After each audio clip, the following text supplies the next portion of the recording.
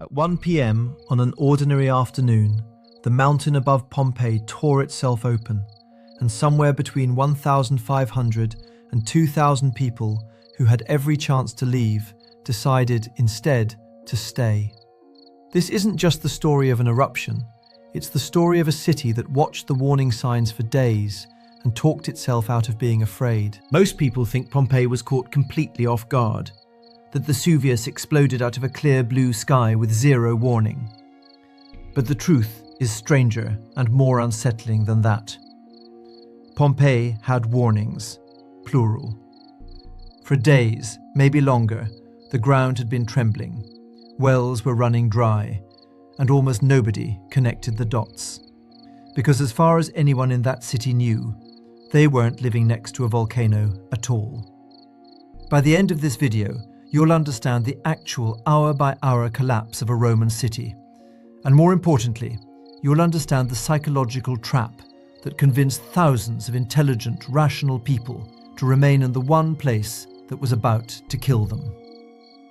We've reconstructed this timeline from Pliny the Younger's eyewitness letters, modern volcanological deposit mapping, and the archaeological record of the city itself.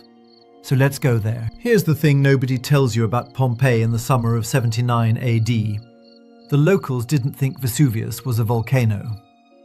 Vesuvius hadn't erupted in recorded human memory. A major earthquake had caused widespread destruction around the Bay of Naples 17 years earlier, in 62 AD, and some of that damage still hadn't been repaired by the time of the eruption. So when the ground started shaking again in the days before August 24th, nobody panicked. Therefore, you have to understand, this wasn't a city of fools ignoring obvious danger.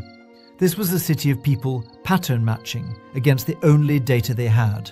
And the pattern said, earthquake, not apocalypse. Point 1, and this is something most retellings skip entirely. The mountain itself was disguised as paradise. Vesuvius was covered top to bottom in vineyards and forest. For the people who lived in its shadow, it wasn't a volcano at all. It was a friendly, fertile mountain that gave them their wine, their food, their livelihood. Picture a Pompeian farmer walking those terraced vineyard rows in early August, the volcanic soil practically the reason his grapes grew so well, completely unaware that the same geology feeding his harvest was about to bury his house in 20 feet of ash. But the warning signs were already there if you knew where to look. In the days and weeks before the eruption, small earthquakes had been occurring with increasing frequency, and springs and wells in the region had started drying up as groundwater was heated by rising magma underground. Nobody in Pompeii had the concept of a magma chamber. Therefore, every single piece of evidence that should have triggered an evacuation instead got absorbed into the city's normal background noise. That alone should unsettle you. But what happened the morning of August 24th is where the real countdown begins. Point 2, and this is the detail that should genuinely disturb you. Pompeii's last morning looked completely, almost mockingly normal.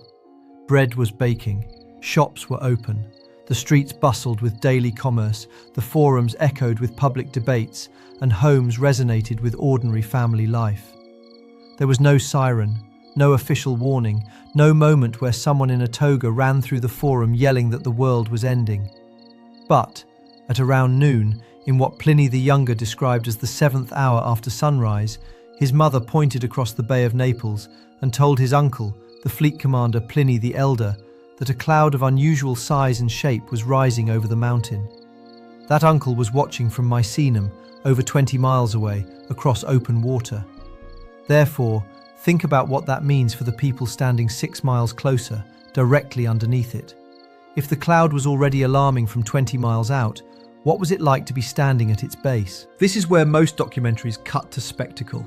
We're not going to do that yet, because the most important hour of this entire disaster is the one where Pompeii had its actual last chance to run, and almost nobody took it.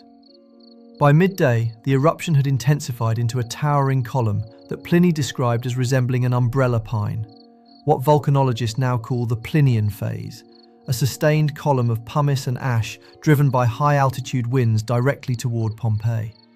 And here's the counterintuitive part. This phase wasn't instantly lethal.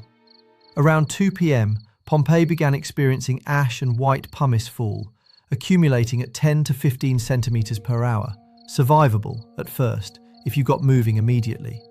But most people didn't move immediately. Many residents believed the pumice fall was a temporary nuisance, something that would simply subside, and chose to shelter in their homes rather than flee into the open chaos of the streets. Therefore, the deadliest decision in Pompeii's final hours wasn't made by the volcano. It was made by ordinary people, room by room, choosing the familiar walls of home over the unknown terror of the road. That decision, that very human, very understandable decision, is about to cost an enormous number of them their lives, and the mountain isn't finished yet. Point 3, and here's where the psychology gets genuinely brutal. Even the people who did decide to run had to fight their own instincts to do it. Pompeii was a wealthy city, and many residents had significant possessions they were unwilling to abandon. The desire to protect their homes and valuables likely contributed directly to the delay in evacuation. Imagine standing in your doorway with ash already ankle-deep in the street, deciding whether to grab the family silver or just run. Modern disaster psychologists have a name for exactly this kind of thinking: normalcy bias, a state of mind where people perceive themselves as exceptionally safe, which prevents them from evacuating appropriately even when disaster information is right in front of them. Pompeii didn't have that term, but they had the exact mechanism, baked into roughly 2,000 individual decisions made in real time, under ash that just kept falling. But by the time the roofs themselves started failing, hesitation had already become a death sentence for the people who'd waited too long. By around 2.5 hours into the pumice fall, the accumulation would eventually reach a layer nearly 3 yards thick across the city. That's not snow, that's not rain, that's solid volcanic rock raining from the sky for hours, piling onto terracotta roofs that were never engineered to hold that kind of weight. Roofs began to collapse under the weight of the lapilli, crushing many of the Pompeians who had taken refuge inside their homes in the hope that it would all simply end soon. Therefore, the very strategy that felt safest, staying indoors, away from falling debris, became, for an unknown number of people, the exact mechanism of their death. This is the part of the Pompeii story almost nobody tells you. A significant portion of the fatalities weren't people caught in the open. They were people who did the seemingly rational thing and got buried by their own ceilings. But the volcano hadn't even reached its most lethal phase yet. Researchers studying the deposits in unprecedented detail now estimate that at around 7:06 p.m, roughly 6 hours after the ash began falling, the eruption changed character entirely, unleashing the first pyroclastic surges, scalding, fast-moving currents of gas and debris. This is the moment the disaster stopped being a slow burial and became something closer to instant. These surges travelled at hurricane speed, carrying temperatures of hundreds of degrees Celsius, capable of killing within seconds of contact. And here's something genuinely strange that historians still debate.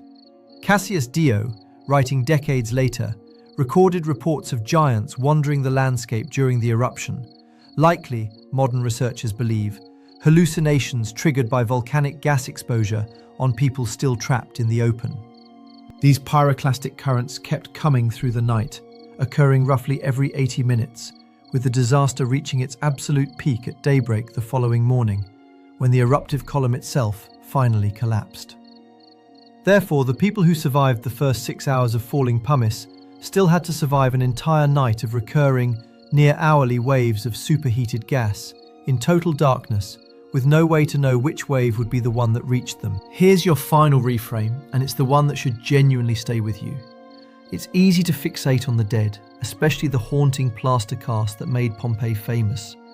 But compared to the total population living in the city at the time, the percentage who actually died was relatively low.